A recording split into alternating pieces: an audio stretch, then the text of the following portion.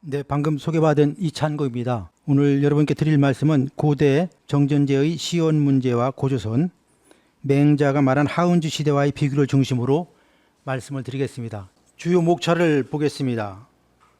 그동안 정전제에 대해서는 지금 사회자님께서 말씀하신 대로 우리 동북아 지역에서는 많이 알려져 있는 내용입니다. 그래서 맹자라는 책과 또 주역의 책에 정전제가 어떻게 소개되어 있나 그 내용을 말씀드리고요. 그 다음에는 정전제의 시온에 관한 문제입니다. 어디에서 시작됐느냐, 그 시온에 관한 문제에 대해서는 그동안 논의된 내용들을 소개하고요. 그 다음에 제가 이제 중점적으로 말씀드릴 내용은 고조선 정전제와 하가점 하층문화의 정전 벽돌입니다. 제가 지금 이 정전 벽돌이라는 말씀을 이렇게 가칭으로 정했는데요. 유물에 나와 있는 정전의 정전을 그린 벽돌 모양의 그 유물을 가지고 이것이 과연 고조선 문화와 어떤 연계가 있는가를 대해서 말씀을 드리도록 하겠습니다. 아시는 것처럼 맹자는 지금부터 한 2300~400년 전의 그 인물입니다. 그 맹자라는 책에 보면은 그 정전제와 관한 내용이 소개가 되고 있는데요. 맹자 등문공 상편에 보면 하우씨는 50이 공하고 은희는 70이 조하고 주인은 백묘이 철하니 이런 규정이 나옵니다. 묘자는 제가 이제 묘라고 읽었는데 이제 중국식 발음은 무라구라고 또 우리 전통 발음은 묘라고 하기 때문에 제가 이 묘라는 발음으로 여러분께 말씀드리겠습니다. 해석을 보면 하우씨 그러니까 우지요. 하우씨는 50묘의 공법을 썼고 은나라 사람들은 70묘의 조법을 썼고 주나라 사람은 100묘의 철법을 썼다. 이것이 이제 정전제를 말하는 가장 기본이 되는 그 내용이 되겠습니다. 자세한 내용은 뒤에서 또 다시 말씀을 드리겠습니다. 맹자는 그 맹자 책 원문에 사실 정전제라는 말을 쓰지 않았고요. 정전제라는 말은 이제 주자에 의해서 이게 보편화가 됐습니다. 맹자는 정지, 우물정자, 따지자 해서 그냥 정지라고만 말을 했거든요. 그래서 이제 맹자가 말한 이 정지는 곧 왕도정치의 표본이다. 이제 맹자가 왜 맹자 책에서 이걸 강조했느냐? 그 당시에 전국시대 혼란한 시대에 이제 군주들이 왕도 정치를 하기 위해서는 이 하은주 시대에 있었던 이 정전제를 시행함으로써 왕도 정치를 구현할 수 있다. 그런 의미로서 이제 맹자에 의해서 왕도 정치가 강조가 된 것이죠. 그동안 이제 정전제의 기원에 관해서는 주자는 맹자는 하은주 시대에 대해서 언급을 했는데 주자는 은나라에서 시작이 되었다 이렇게 얘기했어요. 그 다음에 왕부지는 정전제는 황제에 의해서 시작이 됐다. 우리나라의 경우는 이 정약용 같은 분은 기자에 의해서 시작이 됐다. 또 이기는 이제 우리 환단국이 감수자이신데 이기는 요순에 의해서 시작이 됐다 이렇게 봤고요. 이기라는 분도 그 전제망언이라는 책을 써서 토지제도에 대해서 아주 일가를 이루고 있습니다. 그러면 이제 제가 드릴 말씀은 이러한 이제 과거에 이러한 정전제의 기원이 제각각으로 이제 말씀이 있었는데 과연 정전제의 바른 시원은 어디겠느냐 이 주제를 가지고 이제 여러분께 말씀을 드리겠습니다. 정전제는 기본적으로 우물정자를 그리게 되면은 자연히 9구등분이 됩니다. 그래 9등분이 되는데 앞에서 사회자님 말씀처럼 9등분 중에서 가운데 중앙은 공전이라 하고 바깥으로 8군데는 이제 사전으로 해서 나누기는 9등분으로 나눠지는데 세대수로 보면은 요즘 말로 가구로 보면은 8가구가 저 땅을 나누어 갖게 됩니다. 각각 한 가구씩 사정이라는 것은 각각의 가구가 나누어지는 땅이 되겠는데요. 예를 들어서 1, 2를 기준으로 하면은 한 가구당 100묘씩 받게 됩니다. 땅을. 그다음에 이 8가구가 100묘씩 받게 되고 가운데 공전도 100묘인데 이 공전은 8가구가 같이 농사를 지어서 이 공전의 수확물로 세금을 바치고 개인은 사전에서 지은 농작물로 이제 본인의 수입으로 이제 생기게 되는 것이죠. 이것이 이제 그동안 고대 우리 동북아에 있었던 정전제의 전형적인 모형이 되겠습니다. 그 다음에 농사를 짓더라도 순서가 공전을 먼저 가꾸고 사전을 짓는다. 그래서 공사를 구분했을 뿐만 아니라 공전 우선에 의해서 공전을 농사를 짓고 그 다음에 각각 돌아가서 사전에 농사를 졌다 이렇게 기록이 되어 있습니다. 그래서 특히 이제 왕도 정치에서 이 토지 또 그 경작, 농업, 농법 이것을 중요시하는 것은 맹자가 말한 항산이 있는 자는 항심을 갖는다. 그래서 이 토지가 주어지지 않으면 백성들이 항산과 항심을 유지할 수가 없다. 그렇기 때문에 이 항산을 유지하기, 백성들이 항산의 마음, 항심을 갖기 위해서는 항산이 있어야 되는데 그 항산이 한 방편으로 이렇게 토지가 균등하게 분할을 해서 농민들이 나누어졌다. 이렇게 이해할 수가 있겠습니다. 그런 의미에서 이제 정전제가 그 항산과 항심과의 관계에서도 정전제가 중요하게 그런 역할을 했다. 이렇게 말씀드릴 수가 있겠습니다. 다시 앞에서 말씀드린 내용을 다시 말씀드리면 하우시는 50묘의 공법을 썼고 은나라 사람은 70묘의 조법을 썼고 주나라 사람은 100묘의 철법을 썼느니 그 실제는 모두 10분의 1. 그러니까 각각 이 나누어진 그 50묘, 그 당시 50묘, 70묘, 100묘씩 이렇게 나누어지는 그 시대마다 하우시, 그러니까 우임금 때는 50묘 땅이 뭐 70묘에 비해서는 적지요. 그러니까 1묘가 과연 현재의 땅으로 치면 어느 크기냐 이렇게 궁금할 텐데요.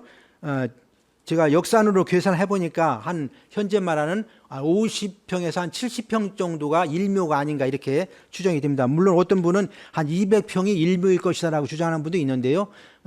이 묘가 여기서 말하는 묘가 현재의 우리가 면적으로 얼마인지가에 대해서는 각각의 차이가 있기 때문에 대강 50에서 70평을 옛날에 1묘로 보면 될 것 같습니다. 그래서 하우시 때는 50묘를 한 가구에 줬고요. 그 다음에 은나라 때는 70묘를 줬고 주나라 때는 100묘를 준 것이죠. 그런데 이 공법, 그 세금을 내는 방법이 기본적으로는 공전에서 세금을 내는 건데 그것도 각각 시대마다 조금씩 차이가 있었습니다. 그래서 하우시 때는 공법이라는 건 정액제로 해가지고 무조건 10분의 1을 내는 방법이고 그 다음에 은나라 때는 조법이라는 얘기는 서로 협력해서 그 공전에서 나온 그대로 세금으로 납부하면 되는 것이고 주나라 때의 백묘에 대한 철법을 썼다는 얘기는 좀 더 철법이라는 그 말 용어 자체도 좀 강제성이 있는 내용인 것 같은데요. 아무튼 이것을 좀 구별을 말하면은 공동경자, 공동납세 이런 좀 강한 그런 좀 의미를 갖고 있다 얘기할 수 있겠습니다. 은나라의 조법은 개인이 경작하면서 공동납세했다 이렇게 이해하면 되겠고요. 하나라 공법은 개인이 경작해서 개인이 납부를 했는데 그것은 10분의 1의 그 정액제로 이렇게 세금 납세를 했다 이렇게 이해하면 되겠습니다. 그래서 이제 이 정전제를 설명할 때 어떤 때는 구일법이다. 구등분한 것 중에 하나의 공전만을 납부하기 때문에 그 납세법을 구일법이라 했고 어떤 때는 11법이다. 실제적으로 면적을 분할해 보면은 그 10분의 1을 납부한 것이다. 그래서 구일법, 뭐 11법 이런 말들이 쓰이고 있습니다. 주역에서는 어떻게 봤느냐? 수풍 정께 이 우물정자 정괴가 나옵니다. 그래서 주역에서도 이 정전과 관련해서 설명을 하고 있는데 이 구체적으로 설명한 분은 선산 왕부지라는 분이 이 주역을 설명하면서 정은 개읍하되 불개정이니 무상무득하며라는 구절이 나오는데요. 여기서 정과 읍이라는 말이 나옵니다. 그런데 이 주역에서 말하는 읍은 그냥 우리가 마을 고을하는 그 읍이 아니라 정전의 단위로서의 읍입니다. 어떤 의미냐면은 선산 왕부지가 주례를 인용해서 원문은 주례에 있습니다. 주례를 인용해서 주역을 새롭게 해석했는데요. 그 구부를 일정이라 하고 이 일정이 4개 모여 있는 것을 일읍이다 이렇게 이제 설명을 했어요. 그러니까 다시 말씀드리면은 처음에 우물정자가 이제 구등분으로 나눠지는데 그 구등분을 각각 일부 지아비 부자로 해서 일부씩이라 하는데 그래서 구부가 나오겠죠. 이 구부가 4개 모이면 이 그림에 있는 것처럼 4개 모였을 때 그것을 일읍이라 합니다. 일읍. 그러니까 그러니까 정이 4개 모인 것을 일읍이라 하고 그래서 이 주역에서 말하는 정은 개읍하되 불개정이라는 얘기는 결국 정과 단위로서의 정과 읍의 관계를 설명하는 것이죠. 그래서 이 정은 기본 그러니까 불개정이라는 얘기는 읍은 고칠 수 있을 때 그 우물은 고칠 수 없다는 얘기는 그러니까 정 단위는 기초 단위는 고칠 수가 없대. 그 읍은 형편에 따라서 변화가 있었다. 이런 의미로 이제 우리가 해석을 할 수가 있겠습니다. 그래서 이 우물정자 정괴를 보고서로 대산 김석진 선생은 이게 무상무득이라는 건 결국 공평한 정치로서의 왕도 정치를 설명한 것이다. 이렇게 설명했고요. 또 야산 이달 선생은 개읍 불개 정도에 대해서로 설명을 했습니다. 다음 장을 보시면 설명을 드리도록 하겠습니다. 이 개업불교정은 특히 이 야산 이달선생은 실제로 1928년도에 강원도에 땅을 구입해서 실제 정전제로 운영을 해봤습니다. 그래서 실제 제자들과 함께 농사를 지으면서 똑같이 땅을 나누어서 농사를 지으면서 이것을 운영해봤고요. 그 정전제의 이제 달라진 점은 가운데 이제 밭전자를 모양을 줘서 그 공전의 개념을 확대했다 이렇게 이해할 수가 있겠죠. 즉 공공복지라는 측면에서 그 가운데 공전을 어떻게 했냐면은 병원도 짓고 공장도 짓고 학교도 져서 그 공공성을 좀 더 확대시켰다 이렇게 이해할 수가 있겠습니다. 아무튼 이렇게 우물정자 수풍정교를 가지고 이런 정전제가 또 다양하게 논의가 됐다는 걸 말씀드렸습니다. 정전제의 시원에 관해서 한번 논의를 해보겠습니다. 앞에서 말씀드린 대로 맹자는 일단 하은주 시대에 정전제가 시행이 되었다 이렇게 했습니다. 그래서 어느 나라에서 이 정전제가 시온이 됐다, 기원이 됐다는 얘기까지는 구체적인 얘기는 하지 않았고요. 특히 이제 맹자는 주나라의 그 정전제에 대해서 좀 많은 설명을 했습니다.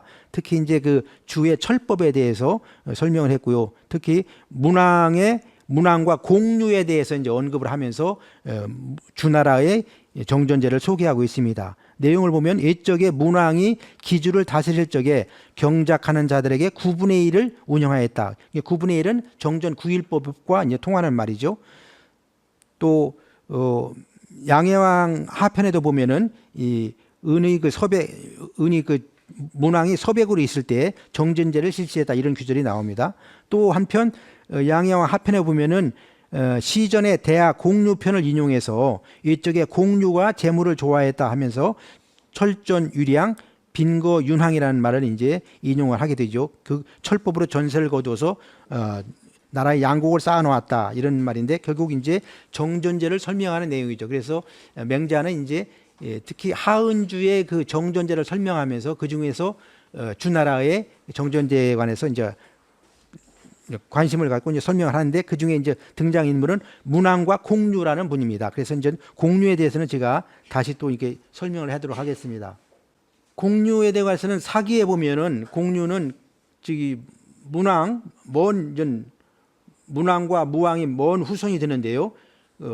즉 후직, 부줄, 국, 공류로부터 즉 주나라를 세운 그 문왕, 무왕의 이제 조상의 괴부가 나옵니다. 그래서 사기에도 주나라를 좀 중요시했기 때문에 이러한 조상의 괴부가 나오는데요. 특히 이제 여기서 관심을 끄는 것은 사기가 주본기에 설명하면서 공류, 그러니까 무왕의 조상인 공류에 의해서 일단 정전제를 설명하면서도 줄의 사기에 보면 공류는 융적 사이에 살았다 이런 이제 규절이 나옵니다.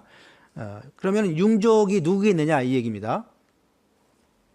더 설명하면은 공류가 융적 사이에 살았다. 그러니까 사기 기록에 보면은 이 공류는 정전제와 관계가 있는데 그 융적은 동의적으로서 우리 고주선과 연계에 대해서 설명할 수 있지 않겠느냐 이렇게 이제 조심스럽게 얘기를 해봅니다. 또 이하가 쓴 그 이하 선우설에 보면은 주나라는 융적 사회에서 일어나 상을 정복해 나라를 세웠다. 그래서 이것이 이제 사마천의 사기에 있는 주본기의 내용과 지금 역사에서 말하고 있는 내용과 일치를 합니다. 그래서 공류는 그러니까 문왕무왕, 주나라를 세운 문왕무왕의 조상인데 그 조상 공류는 어디서 살았느냐? 처음에 융적이 있는 곳에서 살았다 이런 얘기죠. 그럼 그 융적에 관해서는 좀 더 뒤에 다시 한번 설명을 해보도록 하겠습니다. 그럼 5월 춘추입니다. 이제 중요하게 우리가 이제 이 새로운 문헌을 5월 춘추라는 새로운 문헌에 의하면은 꿈속에서 현이 창수사를 만난 우가 이 창수사다로부터 금관지설을 얻었고 또 풍수지리의 방법을 얻었다 이런 규절이 나옵니다. 5월 춘추 내용을 요약에 말씀드리면은 결국 뭐냐면 우가 꿈속에서 현이 청수사다를 만나서 그분을 통해서 그 당시에 홍수가 있었는데 홍수를 다스리는 지수법이 있는 통수지리법을 얻었다 이런 규절이 나옵니다. 이 내용은 이제 특히 이제 단재 신채호 선생이 5월 춘추를 인용해서 이렇게 설명을 한 겁니다. 이 내용에 보면은 5월 춘추의 핵심이라 할 수 있는 규절인데요. 안으로는 부산에서 통수의 이치를 가르쳐준 주신의 공을 찬미하고 밖으로는 성덕으로서 천심에 보답하는 것을 널리 폈다. 그래서 주신의 공이라는 말이 나옵니다. 그래서 현이 창수사다가 신채호 선생에 의하면은 결국 주신이 어느 나라냐? 단재 선생님은 고주선으로 이제 해석을 하시죠. 그래서 이 5월 춘추에 주신을 강조했다는 의미에서 봤을 때 우에게 이 통수지리의 방법을 일러준 것은 바로 주신, 즉 숙신은 곧 고주선이 아니겠느냐 이렇게 이제 설명을 하고 있습니다.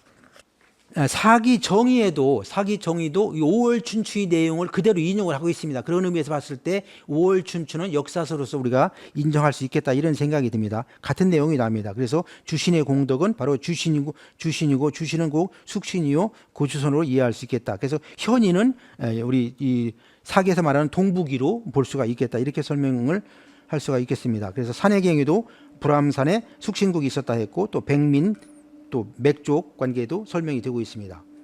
이제는 고주선과의 관계입니다. 앞에서 말씀드린 대로 단재 선생의 그 조선 상고사에서는 바로 현이 창수사자가 부르고 이 우에 이 부루가 오행 치수의 도를 전하고 또 그랬기 때문에 우가 주신의 공덕을 기렸다 이런 내용으로 이제 해석을 하고 있습니다. 이 가운데 보면은 정전제와 관련해서는 조정시민이라는 규정이 나옵니다. 조정시민은 결국 우가 부루로부터 정전제를 전수받아 백성들에게 시범을 보였다. 이것이 이제 단재 선생님의 해석입니다. 그래서 이때 치수법을 전할 때 같이 고조선의 정전제가 우에 전해졌다. 이렇게 좀 해석을 했습니다. 제왕운기에도 이런 규정이 나옵니다. 경전착정이라는 말이 나옵니다. 물론 이 정전제를 염두에 두고 한 말 같은데요. 이러한 제왕운기에도 이승우의 제왕운기에도 경전착정이라는 말이 나온 걸 보면 이것이 하나의 새로운 농사법으로서 정전제를 말한 게 아닌가 이렇게 해석이 되고요. 바로 이제 단군세기에는 구체적으로 나옵니다. 부루 단군 제10년 경술 BC 2231년 4월에 토지를 정과 구로 구분하여 전교를 정해 백성이 스스로 사리사욕을 채우지 못하게 하였다. 이어 부루 단군 제12년 임자 2200 BC 2229년에 신지 귀기가 7회력과 구정도를 바쳤다 이런 규정이 나옵니다. 이 구정도에 관해서는 뒤에서 다시 설명을 드리겠는데요. 여기서 말하는 구정제라는 것은 언덕구 우물정자는 하나의 이 정전제의 기본 단위로서 설명을 간 겁니다. 앞에서도 말씀드렸지만 구부를 일정이라고 하고 사정을 일읍이라고 하고 이 내읍, 사읍을 다시 일구라 합니다. 그러니까 정전을 기본 단위로 해서 정전, 그 다음에 정, 그 다음에 읍, 그 다음에 구 이렇게 이제 단위가 커집니다. 요 관계가 바로 구정도라 이제 우리 이해하면 되겠고요. 바로 이것이 구정도를 제가 이제 추정해서 그린 겁니다. 그러니까 이 기본 단위 정전도가 정전이 4개 있으면은 읍이 되고 이것이 다시 4개 모이면 구가 되기 때문에 그러니까 저것을 말하면은 일정이 9부니까 1읍은 36부고 1구는 144부가 되겠습니다. 저것이 구정도입니다. 우리 단군세계에서 말하는 구정도의 내용이 저 내용이 되겠습니다. 이 구정제라는 말에 대해서 구정제에 대해서 말씀드리면 사실 앞에서 말씀드린 대로 주자는 정전제라는 말만 썼고 맹자는 정제라는 말을 썼는데 여기 단군세계는 구정제라는 말이 나옵니다. 이 구정제라는 말은 중국 문헌에 없는 말이에요. 그래서 그런 의미를 봤을 때 이 단군세기는 주자의 영향을 받지 않은 그 이전에 쓰여진 문헌이다. 만약에 주자의 영향을 받았다면 아마 구정제라고 하지 않고 정전제라고 말을 고쳤겠죠. 그러지 고치지 않고 원형 그대로 보존되어 있다. 그래서 구정제는 중국 문헌에 나오지 않는 우리만의 용어다. 이렇게 말씀을 드릴 수가 있겠습니다. 제가 이제 말씀드릴 내용은 이제 그 정전 벽돌입니다. 하가점 하층문화에서 나온 정전 벽돌인데요. 하가점 하층문화는 기본적으로 BC 2300년에서 1600년을 이제 시대로 하고 있는데요. 이 사이에 나온 유물입니다. 바로 이런 이제 제가 가칭 정전 벽돌이라고 하겠습니다. 이거 보면은 우물정자 모양이고 그다음 좌우에 이제 그 도랑 모양이 명확하게 나오죠. 이것이 바로 그 당시 있었던 정전제의 모형이 아니겠느냐. 이 위치는 하가점 하층문화 우하량 16지점에는 홍산문화와 하가점 하층문화가 동시에 겹쳐 있는 층인데 바로 우하량 16지점의 그 하가점 하층문화에서 저 정전벽돌이 이제 출토가 됐습니다. 이 정전벽돌에 대한 설명을 좀 드리면은 밑에 보면 수하고 구하가 나오는데요. 우리는 지금 구체적인 이 문헌이 없지만 주례에 옛날에 과거에 주나라 시대 정전제를 어떻게 운영했다는 구절이 나오는데 그 주례에 보면 이런 말이 나옵니다.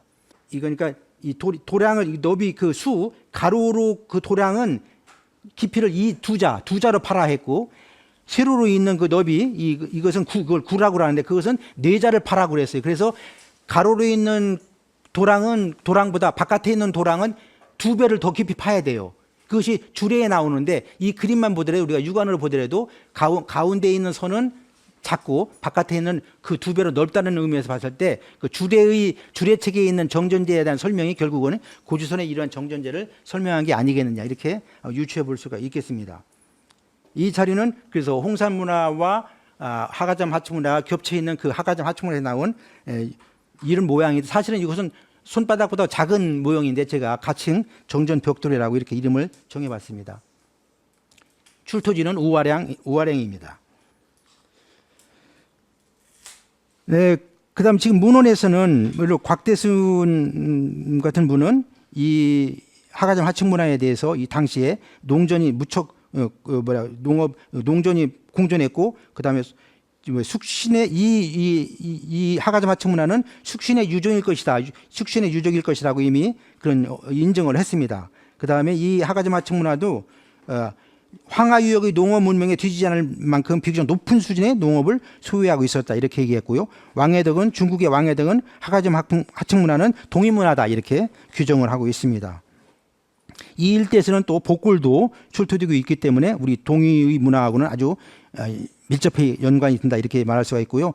그러면 이제 중국의 이 아까 정전벽돌은 그 대강 하가점 하층문화의 중만기경의 유물로 이렇게 추정을 하고 있습니다. 그렇다면은 아까 BC 2300년에서 1600년이라고 했는데 그렇다면 BC 2000년경의 유물로 우리가 추정할 수가 있겠습니다.